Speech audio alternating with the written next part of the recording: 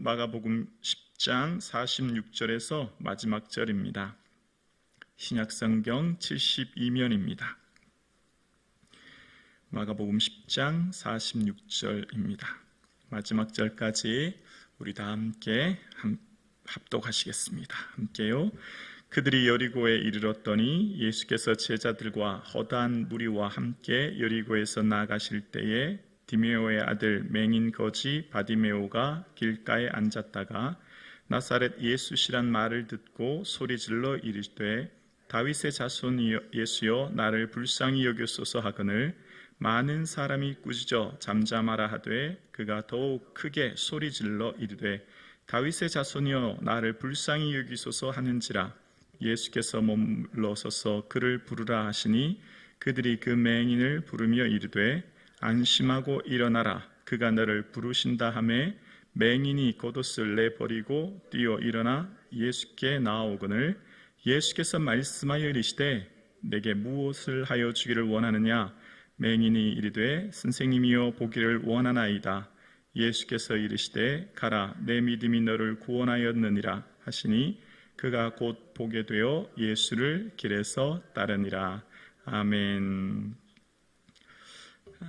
하나님의 은혜와 사랑이 풍성한 이 하루 되기를 주님의 이름으로 축복합니다. 아멘. 마가복음은 끊임없이 제자도, 그러니까 예수님을 따르는 길은 무엇인가에 대해서 우리에게 이야기하고 있습니다. 예수님을 따르는 길은 황제의 길이 아니라 예수님의 길인데 이 땅에서만 복을 누리는, 그러니까 황제의 길은 이 세상이 전부이기 때문에 잠깐 머무르는 이 세상에서만 유익한 복이에요. 유통기한은 100년. 그러나 예수님의 길은 저 영원한 하나님 나라에서도 영광을 누리는 영원한 복이죠. 영원한 유익이죠. 유통기한은 영원이에요. 그런데 황제의 길은 대다수 사람들이 쫓아갑니다. 많은 사람들이 가는 길이에요. 경쟁하고 지배하는 길, 상승을 추구하는 길, 더 높게, 더 많이, 더 크게. 그래서 할 수만 있다면 타인과의 경쟁을 통해 누군가를 지배하고 통제하고 조정하려고 하는 길. 그러나 그 길 끝에는 사망이 있는 것입니다. 그러나 예수님의 길은 좁고 협착합니다. 아주 소수만 가는 길이에요. 더 낮아지고 더 섬기고 더 하향을 지향하는 길이에요. 이 하향을 지향하는 이 길은 타인을 존중하고 섬기며 내가 낮아지는 길입니다. 그것이 그 공동체를 살리고 그것이 하나님 나라를 이 땅에 이루는 것이고 그 길 끝에가 영생이 있는 길이에요.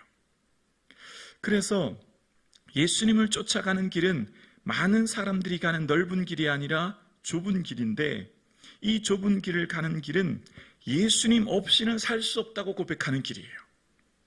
넓고 광대한 많은 사람들이 가는 길은 예수님 없이도 전혀 문제되지 않아요. 예수님 없이도 충분히 살아갈 수 있는 사람들, 그 넓은 길인 반면 이 좁은 예수님을 따르는 제자의 길은 예수님이 전부이며 예수님 없이는 살 수 없음을 고백하는 길, 이 제자의 길입니다. 이걸 마가복음에서는 끊임없이 우리에게 이야기하고 대표적인 사람들의 예를 들어서 예수님께 찾아오는 사람들의 예를 들어서 보여주면서 이야기하는 거예요. 자, 오늘 본문에도 여리고로 내려가시는, 예루살렘에서 북동쪽 한 29km 떨어진 여리고라고 하는 성에 가십니다. 이제 한 하루쯤만 지나면 곧 예루살렘에 도착할 거리지요. 그때에 디메오의 아들 맹인 거지 바디메오가 예수님께 옵니다. 여기서 보면 한 가지 생각해 볼 것이 있어요. 성경은 늘 어떤 사람의 이름을 이야기한다고 하는 것은 그 사람을 귀히 여기고 그 사람을 하나님이 주목하는 사람이며 모든 사람들에게 그 사람을 소개할 때 이름을 소개해요. 우리 지난 시간 여러분 한 사람, 재물 많은 사람, 근심하여 돌아갔던 사람 기억나시죠? 그 사람은 이름이 없어요. 한 사람이죠. 주님 보시기에 누구에게 소개시키기 좀 부끄러운 사람, 이야기하기에 조금 꺼려지는 사람. 그러나 오늘은 그 사람은 재물이 많았지요.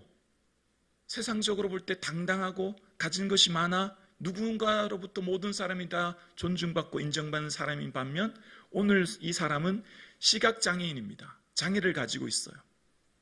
그런데 이것이 전부가 아니에요. 더 마음 아픈 것은 거지라는 표현을 씁니다. 누군가의 도움 없이는 생존이 불가능한 인생에 어쩌면 가장 아래 단계에 있는 사람이에요. 그 사람은 지금의 인생을 시각장애라고 하는 장애와 함께 거지라는 표현 속에 지금 이 세상이 그 사람에게는 마치 지옥과 같은 하루하루를 보내는 거예요. 숨막히는 고통, 하루를 생존하는 것이 그에게는 너무너무 어려운 삶의 현실을 살아가고 있어요. 하루하루가 그에게는 생존이 그에게는 너무나 큰 고통이에요. 왜냐하면 그 삶이 시각장애 또는 거지라는 표현 속에 그 고통의 무게가 얼마나 큰지를 짐작하게 합니다. 반면 지난번에 소개했던 한 사람, 재물 많은 사람은 이 세상이 마치 천국처럼 느껴집니다. 모든 것을 누리며 그가 가진 재물로 인해서 이 세상 살아가는 것이 너무나 즐겁고 행복합니다. 왜냐하면 그가 가진 재물이 이 세상이 마치 천국인 것처럼 착각하며 살게 만들어요. 그런데 그것은 착각일 뿐이죠. 그래서 시각장애인은 이 사람이 나사렛 예수님이라는 얘기를 듣습니다. 예수님이라는 이름이 흔한 이름이었기 때문에 나사렛 예수님이라고 하는 분이 메시아인 것을 알았고, 그래서 다윗의 자손 예수요라고 예수님을 이야기합니다. 다윗의 자손이라고 하는 것은 유대인들의 대표적인 고백인데요, 메시아를 고백할 때 다윗의 자손을 이야기하는 거예요. 그래서 그 메시아가 이 땅에 오실 때 대표적인 모습이 이사야서 35장 5절 이하에 그때 맹인의 눈이 밝을 것이며 라고 얘기합니다. 메시아가 오면 대표적인 이적이 바로 시각장애인의 눈을 밝혀준다고 하는 것을 그는 알고 있었기 때문입니다. 그래서 다윗의 자손 예수여 하면서 나를 불쌍히 여겨주소서라고 고백해요. 무슨 말이죠? 예수님 없이는 나는 생존할 수 없는 존재입니다. 예수님이 전부이니 나를 좀 불쌍히 여겨주십시오, 이렇게 얘기하죠. 반면 지난번에 한 사람, 재물 많은 사람은 예수님께 나올 때 첫 번째 하는 고백이 무엇을 해야 영생을 얻겠습니까? 어떻게 해야 더 오래 살겠습니까? 어떻게 해야 내 생명을 더 길게 연장하겠습니까? 라고 하는 고백인 것을 봅니다.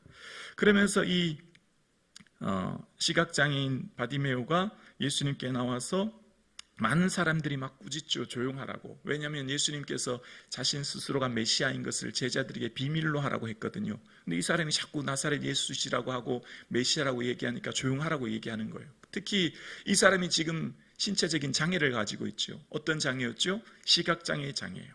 신명기 28장 28절에 보면 하나님의 대표적인 징벌 하나가 시각장애였거든요. 그러니까 하나님의 징벌 받은 사람이 갑자기 하나님의 메시아임을 얘기하니까 제자들이 꺼려져서 그 사람을 잠잠하게 한 것을 봅니다. 그런데 그 사람은 거기에서 포기하지 않아요. 그에게는 절박함이 있었거든요. 간절함이 있었거든요. 예수님께 반드시 나가야만 했거든요. 그래서 더 크게 소리 지르는 거예요. 그래서 그 얘기를 듣고 예수님이 부릅니다. 예수님이 부를 때 그가 어떻게 하죠? 겉옷을 내버리고. 겉옷은 그에게 전 재산이나 마찬가지입니다. 그에게 있어서 겉옷은 겨우 밤 추위를 덮어줄 수 있는 이불과 같은, 삶의 전 재산과 같은 겉옷을 내어버리지요. 신명기 출애굽기 22장 26절에도 만일 내 이웃의 옷을 전당을 잡거든 해지기 전에 돌려주라, 이것이 그의 유일한 옷이라 라고 이야기합니다. 가난한 자에게 겉옷은 생활의 전부라고 할 수 있는 거예요. 그런데 반면 지난 시간 한 사람, 재물 많은 사람은 그 재물 때문에 버리지 못하고 근심하며 돌아갔지요. 그러나 이 사람은 전 재산과 같은 이 겉옷을 버리고 예수님께 나아갑니다. 그리고 예수님께 만납니다. 그리고 예수님 말씀하시죠. 내 믿음이 너를 구원하였다. 자, 예수님 뭐라고 하셨는지 잘 기억해 보세요. 내 믿음이 내 눈을 뜨게 했다, 이렇게 말씀하지 않으셨어요. 지금 사실은 믿음 때문에 어떻게 됐죠? 눈을 떴지 않습니까? 그런데 지금 여기서 예수님께서는 내 믿음이 너를 구원하였다 라고 말씀하시는 거예요. 네가 나를 메시아로 고백했으니 그 믿음으로 인하여 내 육신의 눈에 치유받는다. 그러나 그것으로 그치지 않고 내 영혼의 죄 사함을 얻어 영혼이 구원을 얻게 된다라고 얘기하시는 거예요. 눈을 뜨는 것, 육체적인 치료는 어떻게 해요? 이 땅에서만 유익한 거예요. 눈을 뜨는 것은 이 땅에서만 유익한 복이 되죠. 그러나 영혼의 구원은 어떻습니까? 영원한 복이에요. 이게 바로 제자의 길이에요. 이게 바로 주님을 따르는 길이에요. 황제의 길은 이 땅에서만 유익한 잠깐의 눈을 뜨는 것이 복인 것을 알고 착각하지만 그것이 진정한 복이 아니죠. 그래서 여러분 지난 시간 기억나시죠? 제자들이 우리 예수님 우편 좌편 얻고 싶어요 그랬더니 예수님이 얘들아 너희들이 진정 뭘 구해야 될지 알지 못하는구나. 그게 무슨 말이죠? 이 땅에서만 유익한 복을 구하는 게 어리석은 거야. 그게 정말 너에게 원하는 게 유익한 게 아니야. 무슨 얘기입니까? 영원한 복을 구해야지. 이 땅에서 잠깐 있을 이 땅에서만 유익한 것이 아니라 하나님 나라에서까지 얻을 영원한 것을 구하며 살아야 돼 라고 말씀하신 것 기억나시죠? 그러니까 예수님께서는 지금 내 믿음이 너를 구원했어 라고 하시는 것은 눈을 뜨는 것은 바로 예수님께서 영혼을 구원해 주신 징표인 것입니다. 그러니까 지금 이 사람이 눈을 뜸으로 육체적인 눈을 뜬 것뿐만 아니라 치유를 받은 것뿐만 아니라 영혼의 구원을 받은 영원한 구원을 받은 복을 지금 말씀하고 계신 것을 보게 되었습니다. 예수님께서는 끊임없이 제자도가 무엇인지 예수님을 따르는 것이 어떤 길인지를 우리에게 설명하면서 예수님을 따르는 길이 지금 당장 내 눈에 볼 때는 이해가 되지 않고 받아들여지지 않는 길일 수도 있고 지금 내 눈에 볼 때는 당장 내가 이 땅에서의 축복, 영광, 은혜, 형통 않을 수도 있다는 거예요. 왜냐하면 하향을 지향하고 더 낮게, 더 좁게, 더 아래로 섬기는 길이기 때문이에요. 그런데 그것이 진리의 길이라는 거예요. 그것이 세상을 변화시키는 길이요, 그것이 생명의 길이요, 그것이 영광의 길인 것을 끊임없이 우리에게 얘기합니다. 그것이야말로 영원한 하나님 나라에 이르도록 하는 영원한 복이요 영생의 은혜임을 우리에게 이야기하고 있는 것을 보게 되어집니다. 오늘 함께 예배드리시는 사랑하는 성도님, 오늘 우리의 삶 가운데 예수님을 따르는 길, 이 제자의 길을 갈 수 있기를 주의 이름으로 축원합니다. 이 길은 많은 사람이 가지 않은 소수가 주님을 쫓는 길이고 좁고 협착해요. 그리고 이 길은 예수님 없이는 살 수 없습니다. 나를 불쌍히 여겨 주시옵소서라고 고백하는 사람들의 길입니다. 이 길은 주님께서 가시는 이 길 속에 생명의 길이 있고 이 길은 이 땅에서만 유익한 길이 아니에요. 이 땅에서만 얻는 복, 이 땅에서만 즐겁고 기쁜 길이 아니라 이 길은 영원한 복이요 영원한 기쁨이요 영원한 유익이 있는 길입니다. 그래서 이 길을 걸어가는 자마다 주님께서 말씀하시죠. 내가 곧 길이요 진리요 생명이라 말씀하시고 이것이 곧 생명의 길이요 여기에 영생의 길이요 여기에 영광이 있음을 말씀하고 계세요. 오늘 함께 예배드리시는 사랑하는 성도님, 우리에게 예수님이 내 없이는 살아갈 수 없습니다. 나를 불쌍히 여겨 주십시오 라고 고백하며 소경거지 바디메오가 갔던 이 예수님을 따르는 길 걸어갈 수 있기를 주님의 이름으로 축원합니다.